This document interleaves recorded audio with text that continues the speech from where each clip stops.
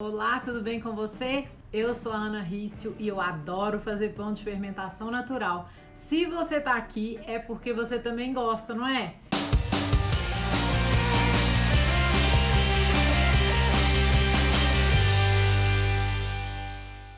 Então, bora falar de pão com levain? Eu sou Ana Rício, eu sou professora de pão de fermentação natural. Então, estamos começando mais uma Live Bakes. Eu chamo de Live Bakes porque é uma live, né? E é uma brincadeira com o nome da marca que chama Love Bakes, né? O amor assa, então eu brinco e chamo Live Bakes, tá, gente? Nós vamos falar hoje sobre as etapas da fermentação. Essa é uma dúvida que muita gente me pergunta e também muitas vezes as pessoas nem perguntam, mas quando elas conversam comigo, eu percebo que elas têm um pouco de dificuldade de entender o que é fermentação, primeira, segunda, o que é isso, né? Se tem terceira fermentação, se não tem, quando que a massa começa a fermentar. Então, a gente vai falar sobre isso hoje e eu adoro falar sobre esse assunto. Eu acho que quando a gente entende o que é fermentação, a gente já começa a entender muito melhor como que faz um pão e como que esse pão vai sair. Entender as fases da fermentação é muito importante. Estamos falando aqui de pão de fermentação natural, de pão com levain, que é o fermento natural feito de farinha e água.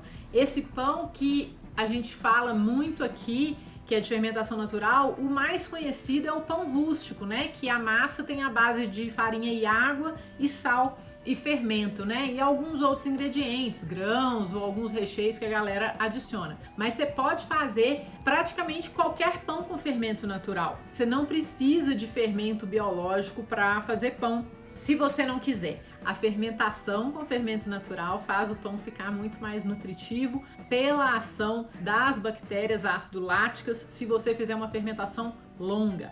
Mas hoje a gente vai falar de fermentação. Como que a fermentação do pão de fermentação natural funciona? Como que ela é? Muita gente fica na dúvida, como que eu começo a contar a primeira fermentação? A primeira fermentação é quando eu faço dobra? Que horas que ela começa? E tudo mais. Primeira etapa, né, que muitas vezes pode confundir as pessoas. A gente começa a fazer uma massa misturando farinha e água. Então a gente mede a farinha, mede a água, decide a receita e aí a gente mistura farinha e água. Posso fazer a mistura da farinha, da água, do fermento? Posso, mas eu vou começar misturando farinha e água primeiro. Então essa é a primeira etapa. Quando eu misturo a farinha e água, eu posso deixar a massa dar uma descansada. Esse descanso significa que eu vou deixar a minha massa dar uma hidratada antes de acrescentar os próximos ingredientes. Essa hidratação da massa se chama autólise. A autólise é a hidratação da farinha com o líquido da receita, que normalmente é a água. E por que eu faço autólise? De uma forma bem resumida, eu faço autólise para hidratar a minha farinha, para dar início à formação da rede de glúten. E alguns benefícios da autólise são crescimento do pão, salto de forno maior lá na frente quando eu for assar, melhora do sabor, diminuição do tempo de sova. Isso são alguns benefícios que a gente pode ter se a gente fizer essa hidratação prévia antes de acrescentar fermento, antes de acrescentar sal e outros ingredientes. Então, eu tenho a mistura, tenho a autólise e deixo lá minha massa um tempo em autólise. Esse tempo pode variar de meia hora a 5 horas. Eu acho que 5 horas já é muito tempo. Eu não acho necessário fazer autólise de 5 horas, mas se você tiver lá uma farinha muito forte, ou se for fazer um pão 100% integral, talvez seja interessante você fazer uma autólise mais longa, né, autólise estendida. Mas umas 2, 3 horas de autólise já dão um bom resultado numa massa. A partir de meia hora você já nota a diferença. Quando eu faço autólise, eu já comecei a fermentação? Se a minha massa está em autólise de farinha e água, a fermentação não começou. Porém, se você deixar a sua massa durante 24 horas em temperatura ambiente, farinha e água, pode ser que ela comece a fermentar sim. Então, a gente não faz autólise de 24 horas em temperatura ambiente para evitar fermentação e outras coisas, atividade enzimática que vai detonar também a sua rede de glúten. Se deixar a sua massa 24 horas em autólise, não faz sentido na maioria das receitas. Sim, quando eu misturo água e farinha, em autólise curta, realmente não tem fermentação. Se eu fizer uma autólise muito longa, em temperatura ambiente, lá de 20 horas, 24 horas, vai ter fermentação. Não tem jeito, vai acontecer naturalmente. Não é a fermentação do levain, mas vai acontecer fermentação. Vamos partir aqui do princípio que a gente vai fazer uma autólise curta ou uma autólise um pouco mais longa na geladeira. Então não tem fermentação nessa autólise curta ou nessa autólise feita na geladeira. Mas existe atividade enzimática, as enzimas começam a atuar a partir do contato da água com a farinha e vão desenvolver o nosso glúten, sem a gente ter que fazer absolutamente nada. Vão começar esse desenvolvimento da malha de glúten da massa. E aí, chega a hora que eu vou adicionar o meu fermento. Se eu fiz autólise, eu vou adicionar o meu fermento nessa massa que ficou em autólise. Se eu não fiz autólise, eu vou misturar a farinha, a água e o fermento. Normalmente a gente mistura fermento, farinha e água juntos. Você pode dissolver o fermento na água e misturar a farinha, por exemplo. Quando eu misturo o fermento, eu dou início à primeira fermentação. Em inglês, a primeira fermentação é chamada de bulk fermentation, B-U-L-K. BF, muitas vezes a gente vê isso, né? Essa sigla, BF, isso é bulk fermentation, significa primeira fermentação em português. Essa fermentação, tradução literal, fermentação em bloco.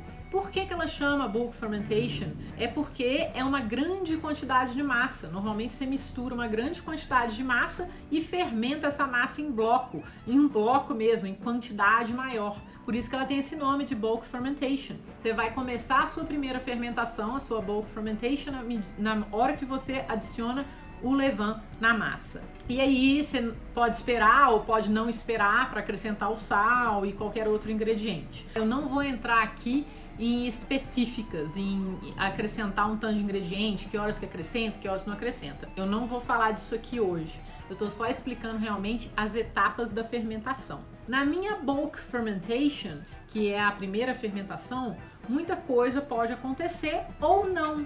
Por que eu falo isso? Porque eu posso, e não tem regra para isso, eu posso misturar meu fermento na farinha, na água e colocar minha massa na geladeira, se eu quiser, e deixar para amanhã, para tirar da geladeira, esperar a massa ficar em temperatura ambiente e começar a dobrar essa massa para agregar estrutura na massa. Ou eu posso colocar essa massa na geladeira amanhã, tirar a massa da geladeira, deixar ela em temperatura ambiente, aí eu sovo a massa e aí eu modelo a massa. Tem várias formas. É muito complicado se eu ficar aqui falando, você pode fazer assim, você pode fazer assim, você pode fazer assim, você pode fazer assim. Pode, você pode fazer de várias formas a sua primeira fermentação. Mas eu vou explicar aqui da forma mais tradicional da primeira fermentação, que é o quê? A gente mistura o levain na massa, aí depois de um tempo a gente mistura o sal e a gente pode sovar o levain, acrescentar o sal, sovar e dar um descanso e começar dobras na primeira fermentação, ou a gente pode apenas misturar o fermento, misturar o sal e iniciar as dobras na primeira fermentação. Aí muita gente vai falar assim, mas se eu sovar eu preciso dobrar? No caso do pão de fermentação natural é recomendado dobrar e também é recomendado não sovar demais, porque a fermentação é muito longa, demora muito tempo para esse pão fermentar. Se você sovar até desenvolver seu glúten 100%, ele vai começar a degradar com o tempo e com a fermentação. Então, é bom e é ruim, porque se eu degradar demais o meu glúten, a minha massa pode perder estrutura lá na frente, porque a fermentação natural é lenta. O recomendado é você sovar a sua massa até um percentual de desenvolvimento médio, 60%, 70% do desenvolvimento do glúten, e aí você termina de desenvolver o glúten ao longo das dobras e com o tempo de fermentação na primeira fermentação. Na verdade, você não vai terminar de desenvolver o glúten, a massa vai ter o seu glúten desenvolvido com o tempo e com as dobras e com a fermentação, tá bom? Olha bem, primeira fermentação. No caso mais tradicional, a gente faz ela fora da geladeira ou numa fermentadora, na temperatura bem certinha lá, e é recomendada de 23,5, 24 graus a 26,5. A fermentação natural é legal quando acontece entre 25 e 26 graus, tá? Mas tem que tomar muito cuidado para a massa não passar do ponto de fermentação. nessa temperatura um pouquinho mais alta. Você vai fazer essa primeira fermentação, normalmente em temperatura ambiente, fazer suas dobrinhas lá nos tempos certos, cada receita tem um tempo, cada hidratação também vai te dar um tempo, cada tipo de farinha vai ter um tempo diferente, porque se você tiver uma massa que fica muito tensa, você tem que esperar mais tempo entre uma dobra e outra. Enfim, não estou falando de tempos aqui, tá, pessoal? Estou falando aqui só das fermentações, das etapas da fermentação, na verdade. Depois aí dessas dobras, do tempo de fermentação, eu vou chegar num momento que ou eu vou guardar minha massa na geladeira depois das dobras e só terminar amanhã, ou eu posso também modelar a minha massa. E aí, o que acontece quando eu modelo a minha massa? Minha massa tem que estar no ponto certo aí de modelagem, tá, gente? Eu não vou ficar entrando aqui em detalhes específicos, mas eu vou dar umas dicas para vocês. Depois da primeira fermentação, depois que eu faço as dobras e a massa fermenta, alguns indicadores de boa fermentação para chegar a hora da modelagem são a massa não ficar tão grudenta, a massa ficar mais inchadinha, a massa mostrar pra gente algumas marquinhas de dobra, porque a gente dobra e espera, dobra e espera. Então, entre uma dobra e outra, quando eu for fazer a próxima dobra, eu já percebo umas marcas de dobra na massa. Isso indica estrutura, indica que a massa tá chegando perto de estar no ponto de modelagem, ou de pré-modelagem. Ela inchadinha, fermentou, ela retém a curva. Toda vez que eu dobro, ela pode espalhar. Com o tempo, ela vai parando de espalhar tanto. Então, ela retém a curva depois das dobras. E isso também indica uma massa que está com estrutura suficiente para aguentar uma modelagem e se manter naquele formato ou um formato aproximado. Claro que quanto mais hidratada a sua massa estiver, mais ela vai precisar fermentar, melhor estruturada ela vai ter que ser para chegar na modelagem. Quanto menos hidratada, você tem que ficar atento ou atenta para fermentar a sua massa adequadamente, porque você pode achar que ela tá boa, né, que ela tá estruturada, mas ela ainda não tá. Ela só é uma massa mais firme porque ela tem menos água. Então você tem que ir no feeling, na observação e com a experiência mesmo. Quando você tiver essas características de massa aí, muito provavelmente ela vai estar pronta para modelar. E a modelagem é um marco importante. O que significa modelagem em termos de fermentação?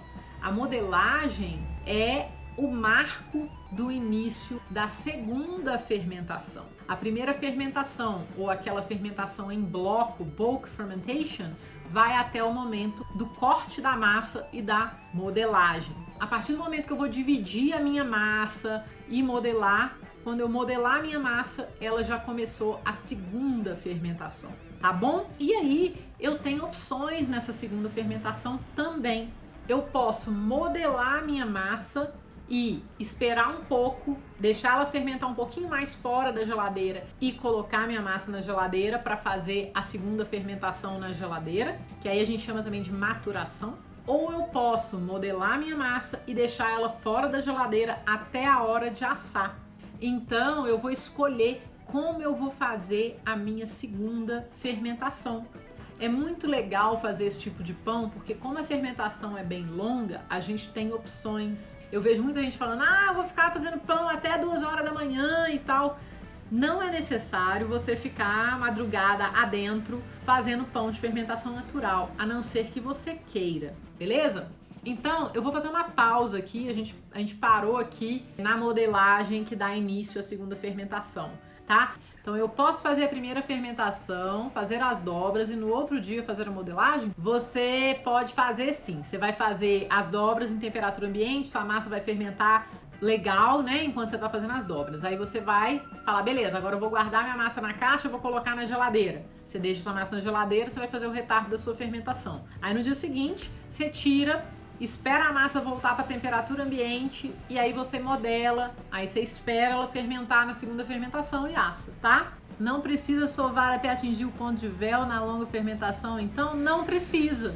Inclusive é até arriscado você fazer isso, porque se você sovar demais, você pode oxidar a sua massa. E o que é oxidar a massa? Quando a gente sova demais e oxida a massa perde lá os carotenoides dela e basicamente ela vai perder sabor, vai perder cor, o miolo que era para ficar da cor creme vai ficar branco demais. E esse miolo oxidado, branco demais, não vai ter muito sabor. Então, às vezes, a galera vai comer um pão e fala: nossa, esse pão tá com gosto de nada. É porque a massa foi sovada demais. E isso não é só para pão de fermentação natural, não. Isso é para qualquer massa de pão. Então, a sova tem que ser feita com muito cuidado, até para evitar perder sabor, tá? Não só perder estrutura, danificar a rede de glúten, mas você pode perder sabor também, beleza?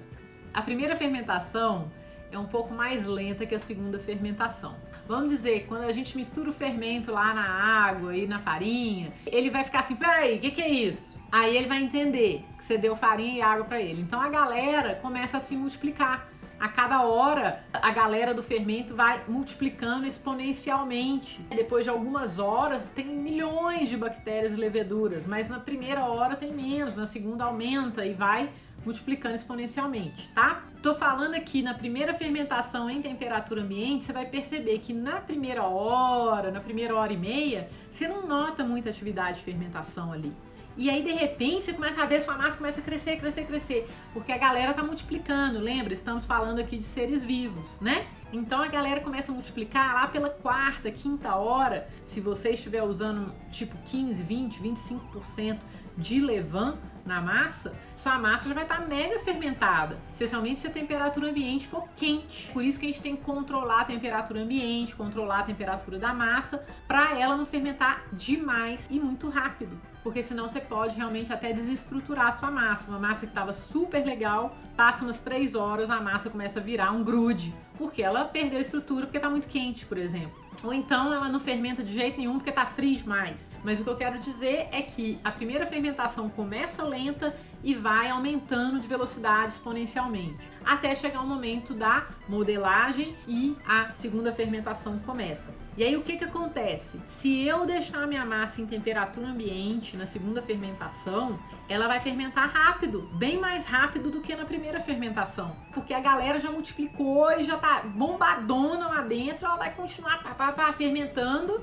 Tudo bem que quando você modela, você dá uma segurada ali na fermentação, mas ela vai fermentar muito mais rápido. Então, se você faz uma massa de primeira fermentação, que ela demora lá 6 horas para fermentar, sua segunda fermentação vai ser bem menos tempo. Você tem que ficar de olho se ela for em temperatura ambiente, porque senão sua massa vai passar do ponto, crescer, colapsar. Ou então crescer demais e na hora que você põe no forno, ela vai colapsar, beleza? Então a sua segunda fermentação em temperatura ambiente é mais rápida.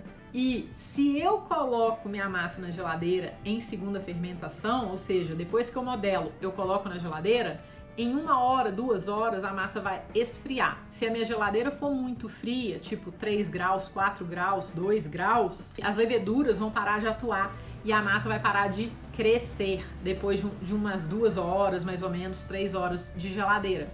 E aí você vai conseguir controlar, basicamente assim, dar uma parada nessa fermentação, tá? Vai reduzir a atividade enzimática da massa e aí você vai conseguir maturar essa massa por várias horas. Quanto mais forte a sua farinha for e se ela for uma farinha específica para longa fermentação, mais tempo ela vai aguentar maturando na geladeira. E essa maturação é bem legal para aumentar o valor nutricional do pão, para degradar a rede de glúten o suficiente para quando o pão for crescer no forno, ele ter um belo salto de forno, porque ele não vai estar a massa não vai estar tão forte mais. Mas tem que tomar cuidado, porque muita gente fala: eu pus na geladeira, meu pão cresceu, ficou muito grande, eu assei, ficou uma porcaria. Provavelmente porque a sua geladeira estava muito quente e você já tinha fermentado muito na primeira fermentação. Então a minha dica para você é: fermentou um pouquinho demais na primeira fermentação, geladeira super fria na segunda. Fermentou de menos na primeira fermentação, a geladeira não precisa ser tão fria na segunda. Mas se você fermentar muito de menos na primeira fermentação, naturalmente a sua massa não vai ter tanta estrutura, mesmo que você fermente demais na segunda fermentação. Isso eu tô falando, segunda fermentação fora da geladeira é mais rápida, segunda fermentação na geladeira pode ser mais longa, muito longa, tipo você pode deixar 24 horas uma massa na geladeira se a farinha for adequada para longa fermentação, né? Se você estiver usando uma farinha mais fraquinha, se você deixar 24 horas na geladeira, provavelmente sua massa não vai ter muita estrutura quando for assada. Ana, mas a fermentação na geladeira não seria melhor no geral por ser uma fermentação mais longa?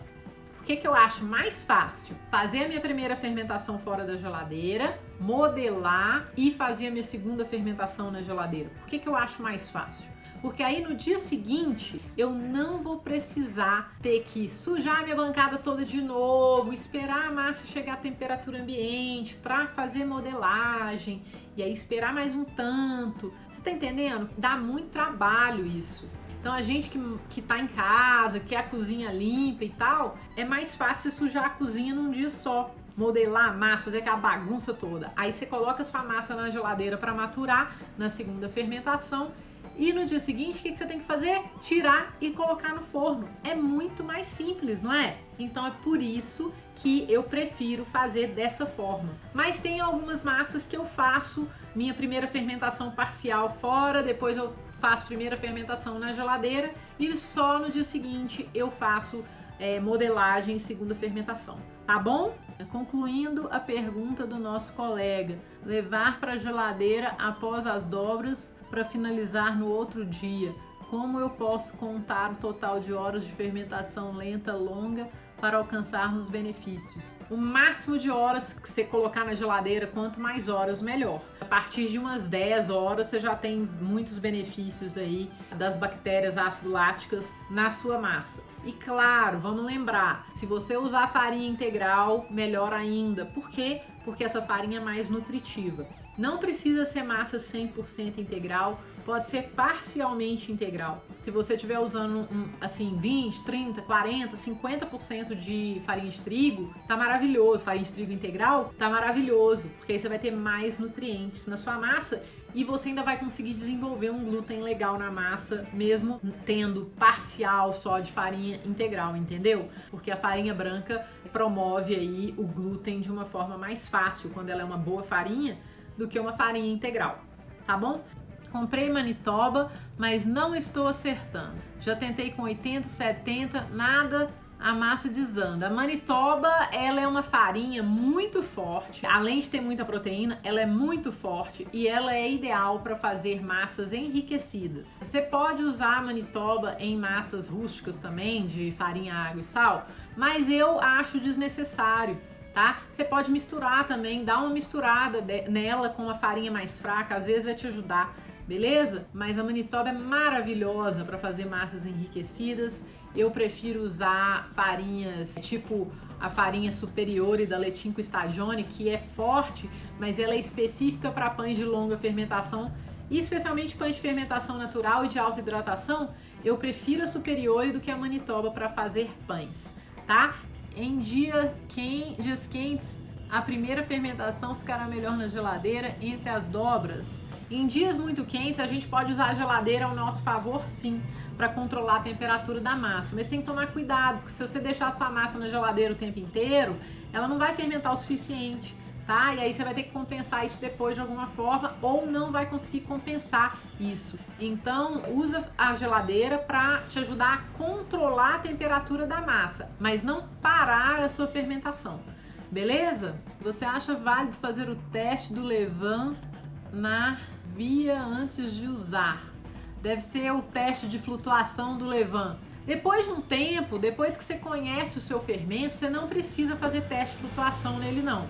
Inclusive o teste de flutuação às vezes falha e o fermento está ótimo. Então o teste de flutuação, ele é legal, mas assim, eu não acho ele essencial. Não é uma coisa que eu recomendo fazer todas as vezes não. Eu acho que a gente tem que conhecer melhor os tempos do nosso fermento para evitar de ter que fazer teste de flutuação, tá bom? Então, gente, bora fazer pão, porque fazer pão é massa. Obrigada, beijo, tchau, tchau.